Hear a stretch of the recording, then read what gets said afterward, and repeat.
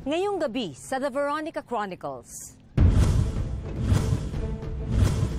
Ang mga gawain na dapat sana ay pribado, lantaran at umaalingasaw dahil sa tumpok-tumpok na problema. Kasi ang problema nga dyan, lahat ng tao sinasabi, hindi namin alam ignorance of the law except no one. Ayon sa isang pag-aaral, 3 sa bawat 10 Pilipino walang malinis na palikuran. Nag-ukay kami sa lupa.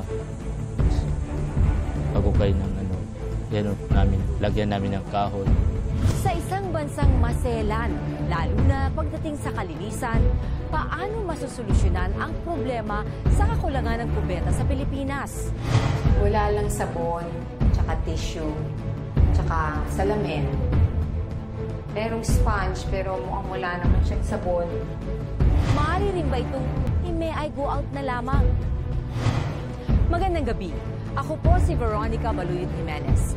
Ito ang malawak na pagbabantay at pagbusisi sa mga usapin at issue ng bayan ng The Veronica Chronicles.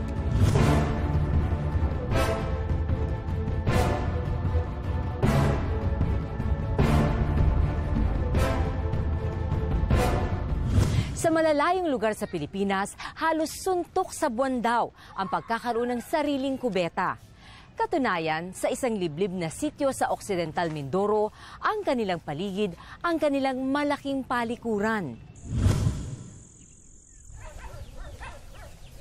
Ito ang sityo Tamisan sa Occidental Mindoro, isang payak na komunidad para sa mga katutubong mangyan.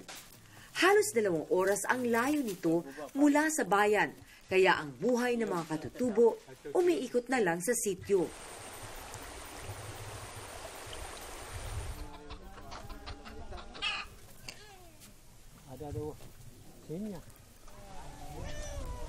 Hindi maitatanging kahit papaano ay naimpluwensyahan na rin ng makabagong panahon ang pamumuhay ng mga mangyan. Subalit may nananatili pa rin sa kanilang buhay ang tila na pag-iwanan. Biyaya para sa mga yan ang malawak na lupain ng sityo Tamisan. Dahil bukod sa hatid nitong kabuhayan, ito rin ang nagsisilbi nilang malaking palikuran. Kwento sa amin ni Regan, noon pa man, ninais na nilang magkaroon ng kanilang sariling kubeta.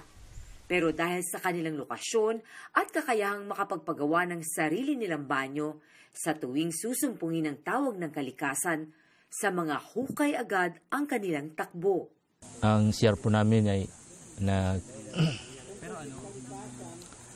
nag-ukay kami sa lupa. Tapos pag-ukay ng lagyan namin ng kahoy para yun ang maging tungtungan. Kung baga sa yung tawag doon sa opo, yun. Tapos takpan namin ng lupa. Tapos pagkatakpan ng lupa, lagyan namin kahoy para maging isang bahay. Yun. Doon na kami nagsisiya. Umaga't hapon, tanghali. Pagkatapos, pag napuno na po yun, maglilipat kami ng kabilang lugar o kabilang Ganun lang po ang ginagawa namin. Umaabot sa 80 pamilya ang naninirahan sa sityo Tamisan. At bawat pamilya gumagamit ng palikurang dehukay.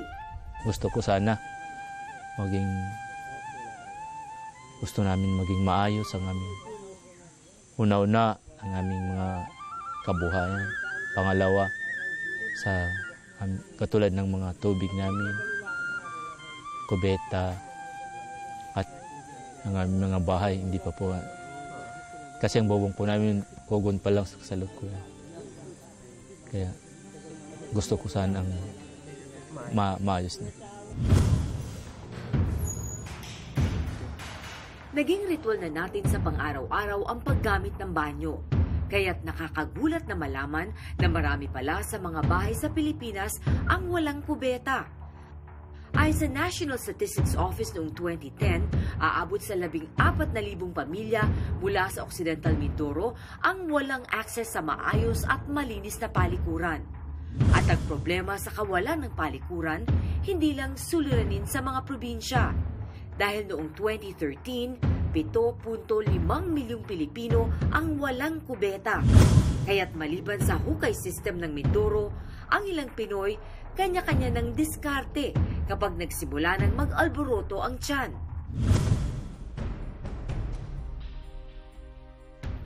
Halimbawa na lamang sa ilang coastal barangays na matatagpuan sa paligid ng Navotas at Bulacan, na karamihan sa mga tahanan rito nakatirik sa tubig. Kaya sa tuwing sila ay dudumi, diretso na agad sa mga ilog at dagat. Karamihan tuloy sa mga residente rito, lalong-lalo na ang mga bata, hindi maiwasan na magkasakit ng tulad ng diarrhea at kolera.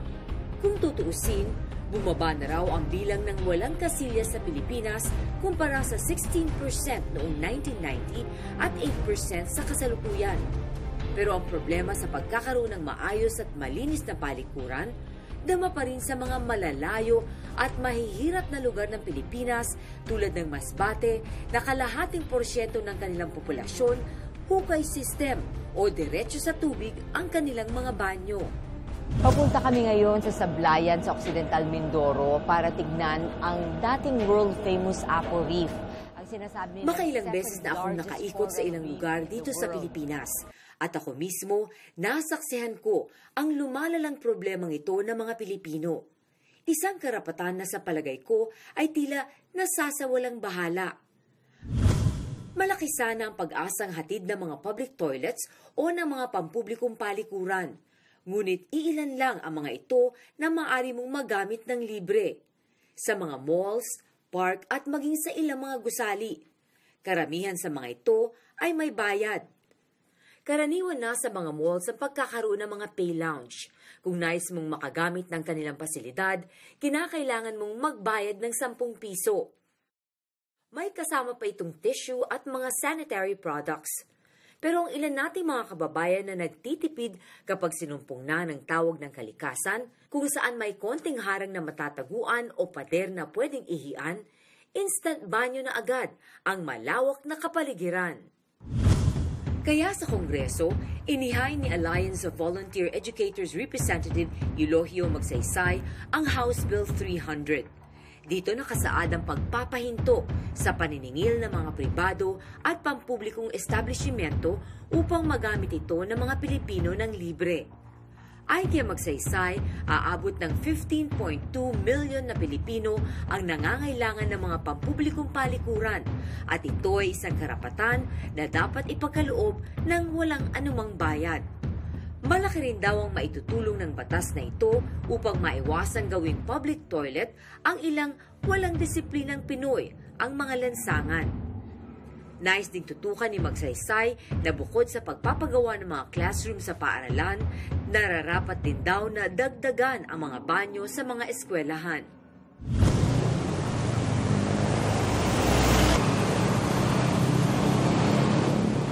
Ang Pinaglabanan Shrine National Park sa lungsod ng San Juan ay isang malawak na tambayan para sa mga residente ng lungsod. Araw-araw, ilang daang residente rito ang nagpapahinga at namamasyal. May ilang estudyante rin na dito nagsasanay. At para no hassle raw sa kung kailanganin man nilang magbanyo, ilang public restrooms ang pinagawa ng lokal na pamahalaan ng San Juan. Pero kinakailangan mo raw na magbayad ng 5 piso para makagamit ka nito. Ito ang Pinaglabanan Shrine dito sa lungsod ng San Juan. Malaki ang parke, maganda. Maraming mga bata, yung mga ibang mga tao nandito, naglalaro, nagja-jogging. At yung kanilang public toilet nakaposisyon all the way dito sa likod. Dito sa toilet nila, may 2 gwardya. Isang gwardyang lalaki para sa men's toilet, isang gwardyang babae naman para sa women's toilet. At bago ka pumasok, kailangan ka magbayad ng 5 piso na ihuhulog mo dito sa kahon. Silipin natin itong toilet ng mga panglalaki.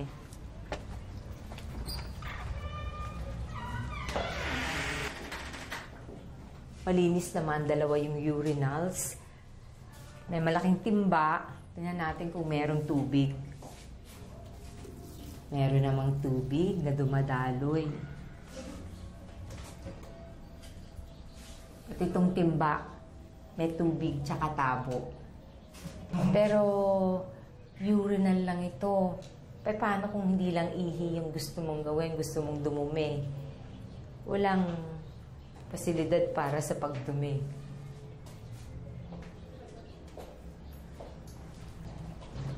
Bakit ho walang toilet na pangdumi?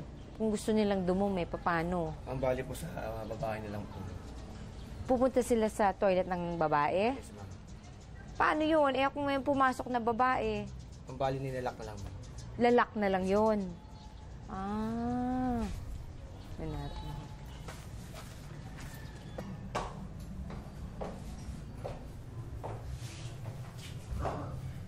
Okay din naman tong toilet ng mga babae. Malinis, may tubig, may tabo, may timba. At separate yung lababo dito sa toilet mismo.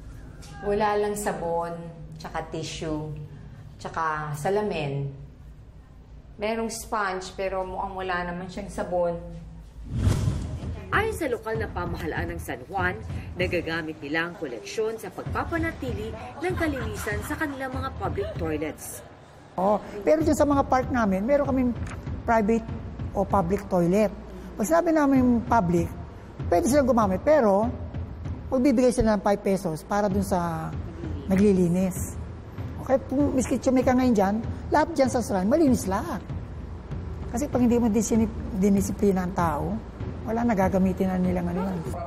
Nais din daw kasi ng lokal na pamahalaan ng San Juan na gawing disiplinado ang kanilang mga mamamayan. Sa katunayan, isang ordinansa ang kanilang ipinatutupad ngayon sa lungsod. Ito ang Ordinance Number 20. Dito ay pinagbabawal ang pag-ihi, pagdura at pagsuka sa mga lansangan. Kasi bilang konsyal at public service ng City Government ng San Juan at chairman pa ako ng health, minsan naglalakad ako sa kalsada, marami ako nakita nagiinuman na doon jumijingle, doon sumusuka, doon dumudura. Na pag may dumaang mga bata, matanda, minsan nakapakan, nakita ko masamang epekto. Sinimulan daw muna nila ito bilang isang eksperimento sa isang barangay hanggang sa maging isa itong ordinansa at ipinatupad sa buong syudad. Nais daw kasi nilang disiplinahin ang ilang residente nilang walang awat sa pag-ihi kung saan-saan. Kasi ang problema nga dyan, lahat ng tao sinasabi, hindi namin alam ignorance of the law except no one. Kaya yun ang ginawa namin, nagkaroon kami ng kampanya sa mga kapitan, yung chairman ng health nila, kinumbida namin, sinabi namin may batas na gagawin ganito, pwede na rin kayo manghuli. Kaya dito, sinama rin namin yung chairman ng health ng Power Barangay at ng Task Force Disiplina. Ang unang nahuli namin dyan, yung umiihi sa likod ng Revolto ni Rizal. Isipin mo, Revolto ni Rizal, doon umiihi. Siyempre, jumijingle na O, ang katwiran niya, ihi na siya. Meron namang ordinansa, pwede kang pumunta sa lahat ng mga may CR, pwedeng gamitin. 500 piso ang multa kapag nahuli ka ng Task Force Disiplina na naatasang manghuli sa mga lalabag.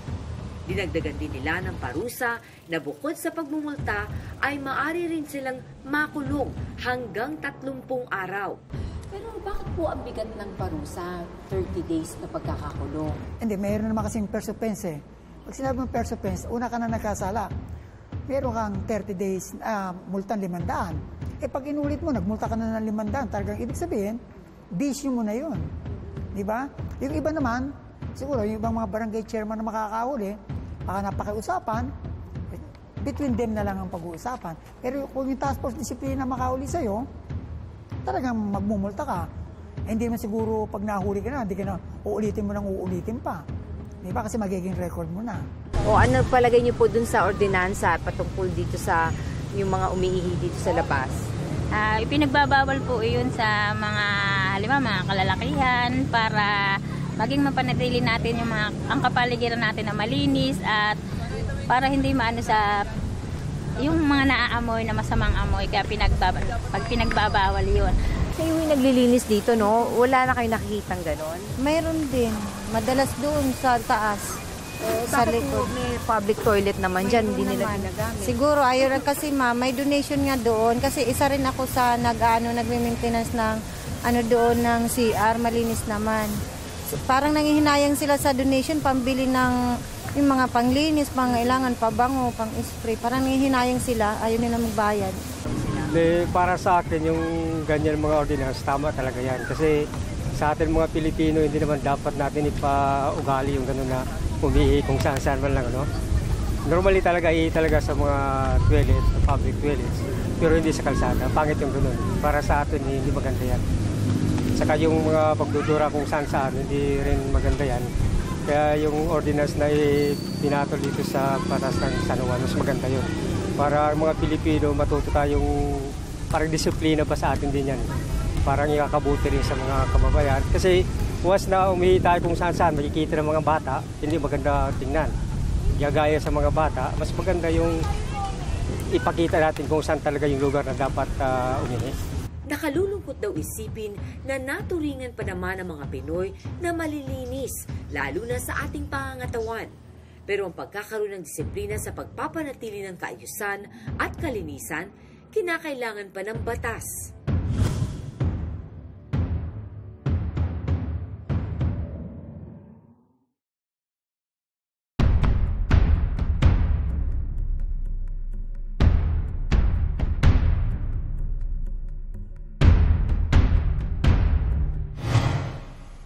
Ayon sa pag-aaral ng Economic Sanitation Initiative, halos 77 billion pesos kada taon ang nawawala sa Pilipinas dahil sa poor sanitation, kabilang na rito ang pagkakaroon ng maruruming restrooms. Sa isang blog na pinamagatang The Philippine Public Toilet Chronicle, dito, isa-isang inilalarawan ng writer na si Daryl Villena ang mga nakakadiri at maruruming estado ng mga pampublikong palikuran. Personal niyang kinunan ng mga larawan ang mga public CR at in-upload sa kanyang blog. Tulad na lamang ng kalagayan ng CR na ito na Women's Comfort Room sa Quezon City Central Post Office. Kuha ito ni Daryl noong 2013. Nanlilimahid sa putik. Basag-basag ang mga tiles at nakasusulasok ang amoy ng kubeta. Wala rin daw tissue, sabon o basurahan na maaari sanang tapunan. Sa nakakadiring sitwasyon ito, papaanong nagagawang magamit pa ito ng publiko lalo na ng mga kababaihan?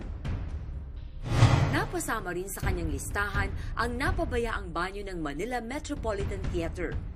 Na kapag iyong nakita, mapipilitan ka na lang na tiisin anuman ang iyong nararamdaman. Pero bukod sa mga di kaaya-ayang estado ng mga palikuran sa bansa, ipinakita rin ni Daryl sa kanyang blog ang mga larawan ng ilang maayos na public restrooms na kanyang nabisita. Nais niya na gawin itong huwaran at gayahin din ng ilang pampubliko at pribadong establishmento. Noong 2012 nga, naging viral din ang video na 20 Things and Reasons I Dislike About the Philippines. Gawa ito ni David Siesca, isang banyaga na dumalaw dito noon sa Pilipinas. At isa sa kanya mga pinuna ang marumi at mabahong public toilet sa bansa. So here in the Philippines, it's not a bathroom or a toilet. It's a comfort room or a CR. There's nothing comfortable about 99% of the CRs that I've ever been in. No toilet paper. How the f*** can anyone wipe their ass? They don't have toilet paper. They don't have toilet paper dispensers. They usually don't have running water. Thank God this one has a toilet seat. And then you come over here and you have this ledge. And apparently, I don't know, there's piss here on the floor, so then you stand here where you actually pee over, and it's supposed to be better. This basically looks like a heroin den. You might be thinking, okay, well, he just went to some rough area. Most of the CRs don't look like this. Let me assure you that they all do. They're not comfortable. They're uncomfortable. Naging regular din na laman ng mga social media accounts ng mga netizens ang kanilang mga reklamo sa mga barado at mabahong kubeta sa MRT at LRT. Umaabot sa mahigit 400,000 Pilipino ang sumasakay sa MRT araw-araw. Sa dami at palagi ang paggamit ng kanilang mga pampublikong palikuran, kung hindi ito barado, madalas ay sarado ang mga ito. Kaya ngayong buwan, sinimulan na ng Department of Transportation and Communications o DOTC ang pagsasaayos at pagre-rehabilitate ng mga comfort rooms sa 13 istasyon ng MRT. 63 palikuran ang nakatakdang ayusin. Muling pipinturahan ng mga pader at kisame, lalagyan ng mga ilaw ang bawat banyo at kukumpunihin ang mga baradong tubo. Ayon sa DOTC, target na matapos ang proyekto ngayong Setyembre na agad daw magagamit ng publiko ang mga bagong palikuran. Samantala, ang tinagurian bilang isa sa world's worst airport, ang Ninoy Aquino International Airport, nagbagong bihis na rin sa kanilang mga bagong mga comfort rooms. Naging malimit ang pagtuliksa ng mga dayuhan sa bagsak na kondisyon daw ng palikuran sa NAIA, na ayon sa ilang eksperto ay isa raw sa mga tinitignan at palagiang binabatikos ng mga dayuhan. Sa proyektong Toilet Facilities Improvement Program Rehabilitation na sinimula noong 1 taon, isinaayos ang mga inirereklamong mga public CR sa NAIA. Kabilang din sa proyekto ang mga restrooms sa NAIA Terminal 2, 3, and 4. Pero naging questionable ang proyekto ng pagsasaayos ng mga toilet sa ating mga paliparan dahil ang proyekto umabot sa halagang 32.6 billion pesos. 121 toilet units daw ang kinakailangang isaayos ayon sa DOTC na ang suma total ng bawat isang unit aabot sa 269,000 pesos. Lalagyan daw ang bawat comfort rooms ng mga water closets, water-saving sensor urinals, lavatory, tiles at waterproofing. Sinubukan naming kunin ang pahayag ng DOTC hinggil sa maaring OA daw na presyo ng mga banyo. Pero tumanggi silang magpaunlak ng panayam. Sa naunang pahayag ng DOTC, anila, okay lang daw na gastusan ang mga ganitong pangangailangan ng bansa lalo na sa mga paliparan dahil kinakailangan daw na siguraduhin ang kalidad at itsura ng mga restrooms. Kaugnay ng pagsasaayos sa mga pasilidad sa NAIA na malaki raw ang maitutulong lalo na sa turismo, masigasig din ang kampanya ngayon ng Department of Tourism na pagandahin ang mga pampublikong palikuran, lalo na ang mga matatagpuan sa mga tourist spots sa Pilipinas. Ayon kay DOT Assistant Secretary Arturo Bongcato, hindi raw lingid sa kanilang kaalaman ang estado ng mga palikuran sa bansa. Alam po natin yung kondisyon ng mga public toilets na tinatawag natin. May mga areas po tayo ng ginagawa nating benchmark at may mga areas tayong na-identify talaga na kailangan ng malaking improvement. So bakit po hindi pa na-i-improve? Well, ang karamihan po kasi ng public toilets natin, hindi rin ito excuse, pero ito pinapatakbo ng iba-ibang organisasyon, kasama din ng local government, may mga private sector organizations. So ang nais po ng Department of Tourism ngayon is ma-consolidate yung effort. Tama-tama po yung ASEAN naglabas na po ng bagong standard on public toilets. And the Department of Tourism is now busy para i-roll out yung standards na yun. Yun ang magiging batayan kung paano natin i-operate yung mga public toilets natin. Sa mga bagong pamantayan na gagawin ng Department of Tourism, gagamitin nila ang tinatawag na Star Rating System upang bigyan ng grade ang mga public toilets sa Pilipinas. Nakadepende ito sa kondisyon, kalidad at serbisyo ng mga pampublikong palikuran. Ito rin ang pamamaraan na ginagamit nila upang matukoy kung gaano ka-class ang isang hotel. Well, as we speak, ang standards ay nandyan na. Inaayos natin for dissemination sa buong bansa through our regional offices. At ito po ay mag-culminate by the end of the year so that next year, we're able to actually rate and assess public toilets. May sistema din po tayong susundin na pati yung mga public toilets ay may star rating. So, if you see one toilet that is according to certain standard, and will be assessed according to number of points, ganun din yung star rating niya. So hopefully this will run as a national campaign. Hindi po exclusive sa Department of Tourism. Kasama po natin yung private sector dito. May mga associations that are really focused on developing public toilets. Hinikayat din nila ang publiko na i-post sa kanilang mga social media accounts ang mga natatanging public toilets na sa palagay nila'y sumunod sa kanilang mga pamantayan. Well, yan ang isa pang mga bagay-bagay na ating pinag-iisipan ngayon. Kaya nga buong taon natin ang rollout kasi i-apply natin sa Philippine setting, no, yung standards ng ASEAN, no. So ang basehan dito really is really more of the incentive. Ang isa pang bagay na isip natin, na-mention nga natin yung role ng private sector, naghahanap po tayo ng mga champions ngayon in managing public toilets. Kasi pwedeng napakagandang opportunity for business din ito, no? Sila pong mamamahala at kumikita pa rin sa Ang ilan kasi sa mga pampublikong palikuran sa mga probinsya, lalo na yung mga malalapit sa mga resorts, hawak ng mga pribadong negosyante na namamahala sa pagpapanatili ng kaayusan at kalinisan ng mga toilets. Isang negosyong malaki raw ang potensyal upang pagkakitaan. They can actually make it their own business. They can run a network of public toilets from the north to the south, no? Pero pwede na nilang ilagay dyan ang mga produkto nila at sa mga other services, no? So this is actually a very good opportunity for those who can see, no, yung value ng pagpapatakbo ng public toilets. Kasi marami na pong mga bisita sa Pilipinas, malakas na po yung domestic tourism, marami po sa atin nagbabiyahe by land, ano? Naghahanap po talagang yung malinis na toilet para naman komportable yung pagbiyahe. Hindi na rin mangangamba ang mga turista kung sakaling tawagin sila ng kalikasan sa daan dahil sa kanilang roadside toilet project.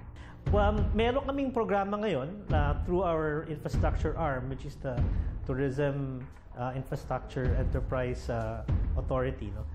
TIEZA, ang paggawa ng sample or benchmark na green toilets, no?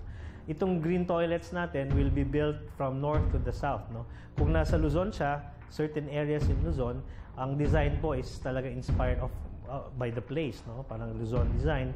In Mindanao, it's like a Mindanao-inspired design. Pero ang laman po nun would be, of course, the toilet, and merong kasabay na area for information and other services na pwedeng i-extend sa ating mga turista, no?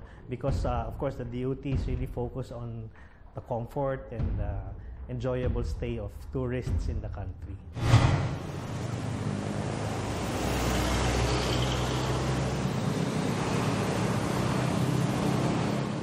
Sa Rizal Park, nagagamit na ng mga namamasyal dito ang green restrooms. Sa 12 public CR sa paligid ng park, 7 sa mga ito ang may ganitong estilo. Bakit green restroom ang tawag niyo? Kaya nga ho, kasi parang siya may component na siya na may landscaping siya. Hindi siya yung ordinaryo naka-enclose, no? Tapos yung kanyang walls, no, open. Mayroong ang pinakaano niya ay bamboo yung sa gilid. Although kasi 2012 pa yan, so medyo iba. Siyempre yung bamboo naman hindi naman tatagal yun. So pero nevertheless, tinanman din natin ng real bamboo sa gilid, no. So pag naikot niyo makikita din yun, no. So pagpasok mo, parang open siya, hindi siya enclosed. Meron siyang although siyempre sa mga babae meron namang cubicle sa loob, no? Pero yung gilid niya, yung pagharap mo sa salamin, hindi siya enclosed. Open siya doon. Parang may garden siya na konti sa loob. Parang may incorporate niyo with nature, parang kaya ganon. green ang tawag natin dyan. At saka yun nga, na gumagamit tayo ng rain harvesting, no? Although siyempre ngayon hindi magamit kasi wala namang ulan. So ₱5 ang bayad para makagamit ng CR sa Luneta. Sa dami raw ng gumagamit ng mga public toilets sa Luneta, ang halaga raw na kanilang nakokolekta umaabot hanggang ₱500,000 kada buwan. Ang nalilikom na pera sa paniningil, ginagamit naman nila upang mapanatiling malinis ang kubeta. Ito rin ang kanilang ginagastos sa pambayad para sa konsumo ng tubig, kuryente at pasweldo sa mga tagabantay. well, siyempre, it's always a challenge, no? Kasi public comfort room nga, ito ay halos open 24 hours, no? Actually, last year, or mga 2 to 3 years, talagang in-outsource namin yung maintenance, no? Although nagka-problema lang yung maintenance provider namin, so hindi makabayad ng ibang mga although nabayaran din niya, pero so ano yung contract niya. Ang amin naman ngayon is ang ginagawa namin, talagang mayroon tayong naka-assign dyan na janitorial na outsource para medyo yung maintenance, no, yung level ng maintenance medyo angat, no. So ma-check natin kaagad. Oh, yun ang ating ang ating sa terms of reference natin doon sa Ngayon ibibiding pa lang namin uli kasi yung service provider, no, maintenance sa kanya lahat, no, pati yung collection ng kung ano man ang maintenance fee natin doon, kanya din lahat ng pag-maintain, pagbayad ng kuryente, tubig, no, para ma-up natin yung tulad ng mga toilets sa ibang mga establishments, no. So gusto natin magpataas ng antas, no. Yung bayad naman namin sa is form of rin. Kasi pag napansin namin, pag libre rin, alam mo naman na medyo open tayo. So, hindi mo rin, a form of deterrence rin sa mga vandalism at saka yung gusto lang magtambay dun sa, diba, kasi siyempre hindi mo na mapigilan yan kung walang konting maintenance fee. Anumang pagbabago ay may katapat na halaga. At ang pangunahing serbisyong hatid ng mga pampublikong palikuran ay tayo rin ang nakikinabang. Anumang bagay o serbisyong binaliwala o pinabayaan, sa bandang huli, tayo rin ang magbabayad ng malaki.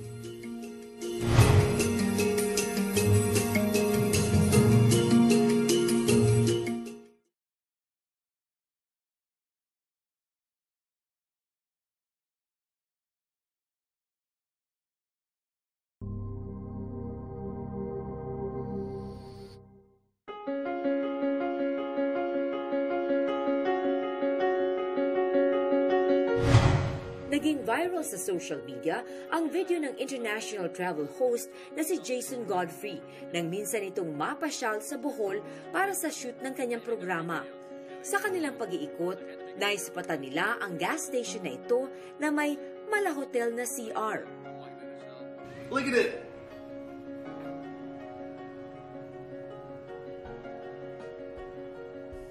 And I can't capture the smell, but it's super menthol in here. It's awesome. This toilet is better than my room. It's better than my entire apartment, actually. So yeah, and if you don't believe it, there's actually a toilet right here. Bang. Toilet. Pagkatapos lumabas ang video ni Jason, ilan pang mga larawan ng mga gas stations na kahanga-hanga rin ang disenyo ang naipost sa social media. Kuha raw ang mga larawan mula sa isang gas station naman sa Cebu. Maayos, mabango, may mga babasahin at artwork pa na nakasabit. Meron pa ngang humiga dahil sa linis at bango raw ng public toilet na ito.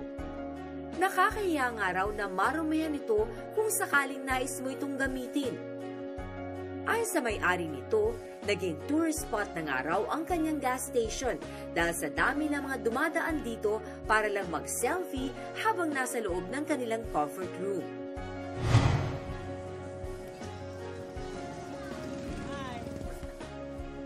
Ang pagkakaroon ng malinis at maayos na palikuran ay target ng Millennium Development Goals, kung saan ay pumirma ang Pilipinas sa isang kasunduan kasamang ilang pang mga bansa sa buong mundo. Gusto nilang ibaba ang bilang ng mga Pilipinong walang palikuran sa Pilipinas. At kung sakaling hindi ito magawa ng bansa ngayong taon, kung kailan nakatakda ang deadline, maaring bumaba ang halaga ng suporta na nakukuha ng Pilipinas mula sa international community. At ang pagtatama sa ating mga maling gawi ang magdadala sa atin sa pagbabagong ito. Ibigay sa tao ang karapatang magkaroon ng palikuran at gamitin naman ito ng may disiplina at pagpapahalaga. Dalawang katotohanang magiging refleksyon natin bilang isang bansa.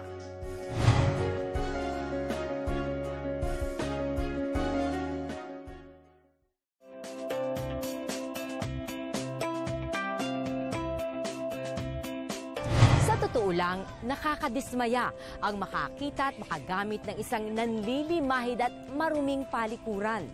At kahit anumang gawin din nating linis ng ating mga banyo, tila hindi pa rin ito sapat.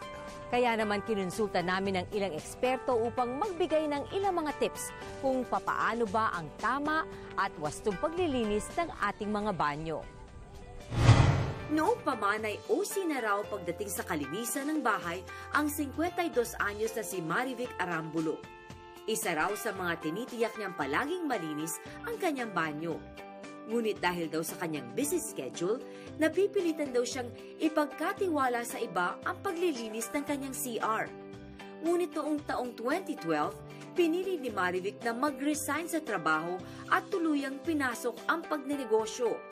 At ito ay pag-aayos ng mga tahanan kabilang na ang paglilinis ng banyo ng kanyang mga kliyente. It started with someone cleaning my house and I got so amazed at the way it was done.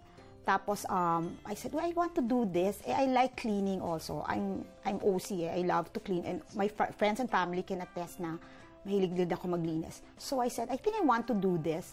And so that's how it started. I also put up a cleaning company. Actually, the cleaning company that cleaned my house trained me also to put up a cleaning company. So that was in 2013. Kaya naman bilang expert sa kalinisan, tutulungan tayo ni Marivic na malaman kung paano ang tamang paglilinis ng ating mga sariling banyo.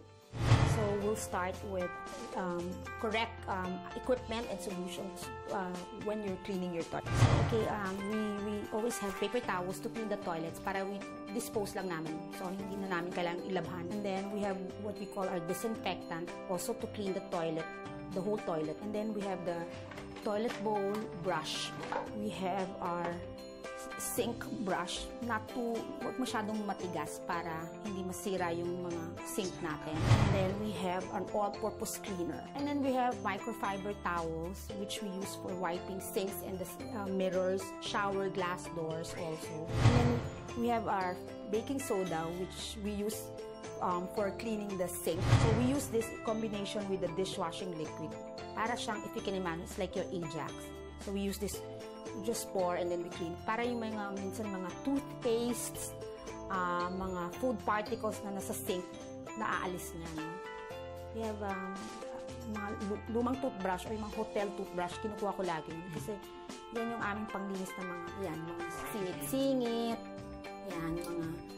yung mga small areas na hindi maabot ng malalaking brush. So first, kung meron mga gamit sa toilet bowl, alisin mo lahat syempre, everything, no? So si Raymond's going to spray everything from top to bottom, and including the rim. No? So, spray. Around yan. And then, sige, taas. Around. Importante na you have to make sure na yung around kasi minsan nadudumhan siya with urine and stuff, no? Just for the toilet. Disinfectant. Yeah, just disinfectant. So, now,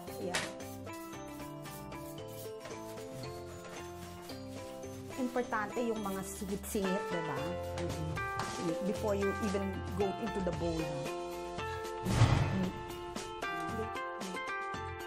But, so, start sa ilalim ng yan. That's it. Scrub under doon, diba? Then sa sides.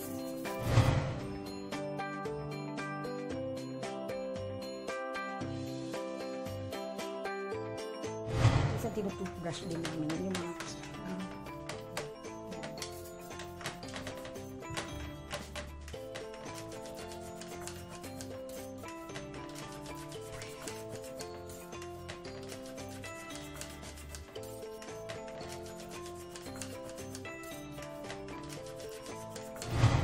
contact points of the bathroom is the dirtiest, like the doorknobs, switches, faucets.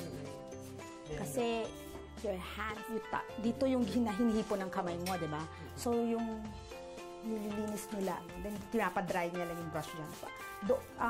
Yung toilet bowl brush, huwag mo ipapasok sa container ng basa kasi mag-grow yung bacteria dun. So we let it dry. before we put it back in the container. And then so, ang last is he disinfects all the contact points such as mga flusher, mga grab bars, ganyan, yan, doorknobs, light switches, mga fixtures, mga faucets. Kasi pag yung gumamit ng toilet, madumi yung kamay at hindi siya naghugas, ginawak niya, ikaw papasok, ikaw gagamit. But if you disinfect it first with then at least it's hygienic. Isa raw sa mga kalimitang hinaharap nila sa tuwing naglilinis ay ang mga mancha sa toilet bowls. Kaya may suggestion dito si Marivic sa mga nanay na nakukonsume sa mga manchang mahirap tanggalin. Pag may stain siya sa bowl, hindi siya makukuha in 30 minutes kasi ibababad mo yun eh. May binababad, may parang you leave overnight eh. Pero yung normal normal mold, we have a way of treating it. Pero if it's yung sa toilet bowl talaga, yung may rust, yun matagal yun. So, hindi siya makukuha in 30 minutes. Kasi may pangkuskus ka pa talaga nun, may binababad mo pa yun. Ngunit dapat rin daw tandaan na bukod sa pagpapanatili ng kalinisan ng ating mga CR, importante rin na hindi kumalat ang mga mikrobyo sa loob ng bahay, lalo na kapag naglilinis tayo ng ating mga kasilyas. We wear rubber gloves, tsaka color-coded ang mga basahan namin at saka gloves namin. So, to avoid cross-contamination. So, but actually, since we do our cleaning often, hindi ko na nga sila pinag-rubber gloves eh. Disposable gloves. Parang yung pang-surgery. Para tapon na lang ng tapon. So, hindi rin siya nakaka-infect. Kasi if you use that same glove for the kitchen, edi, di ba, mako? So, oo. So, ang recommended is if ako kasi in each bathroom, may pail na kami. So, you don't transfer the pail in every bathroom. Each bathroom has, that's how it should be done. So, yung pail na yun, nandun na lahat ng, supplies mo for cleaning the bathroom. Even your bathroom rubber gloves, nandun din siya. Dagdag pa ni Marivic, kailangan daw na palagian ng paglilinis pagkatapos gamitin ng banyo. Kasi pag tambak na, mas mahirap maglinis. Kaya ako sasabi ko, pagkakalat, kunyari yung sink sa kitchen, huwag mo nang pahintayin tumambak, hugas ka kaagad. Ganun din for anything na huwag mo nang hintayin tumambak pa. Linisin mo na siya kasi pag marami na siya, number one, mas tatamari ka na kasi parang kalat-kalat na. So, mas mahirap pa. So every day, always trying to clean something. Ngunit ayon din kay Marivic, isa sa mga nagpapadagdag na mga mancha o stain sa ating mga toilet ay ang mismong tubig na ating ginagamit. Dahil ito sa component ng tubig na gumagasgas sa ating mga toilet bowl na nagre-resulta sa madaling pagkapit ng mga dumi. Kasi yung water natin is very hard. So nag-iiwan minsan ng stains sa mga toilet rims. So ganon. Or minsan yung sa paanan, dumi. Kasi especially pag lalaking nakatira doon sa condo, di ba, hindi naman sila masyadong makinis. Yun, for the toilets. And then for yung mga sink, the usual, soap scum, mga toothpaste na kalat-kalat, gano'n. Or molds, mga molds. Batid rin ni Marivic ang kahalagahan ng kalinisan sa ating paligid. Malaki rin daw kasi ang nagagawa ng malinis na kapaligiran, lalo na sa ating mga tahanan. Pag magulo, hindi ka makakonsentrate eh. But if malinis yung place mo, hygienic, you can do the things you want to do better, knowing that when you come home, your place is clean, your mattress is clean, your floor is clean. Hiling ng bawat pamilyang Pilipino ang magkaroon ng sarili at malinis na kubetang maaasahan. Isa itong karapatan na hindi dapat ipagkibit-balikat na lamang. Malaki ang maging epekto nito sa ating kalikasan, kalusugan at maging sa estado ng ating bansa kung patuloy itong pagsasawalang bahala. At para sa susunod na Call of Nature, sana'y masasabi nating success. Para po sa inyong mga mungkahi at komento sa aming programa, ipadala lamang ang inyong mensahe sa aming mga social media accounts. Magandang gabi. Ako po si Veronica Baluyot Jimenez. Ito ang pinalawak na pagbabantay at pagbusisi sa mga usapin at issue ng bayan ng The Veronica Chronicles.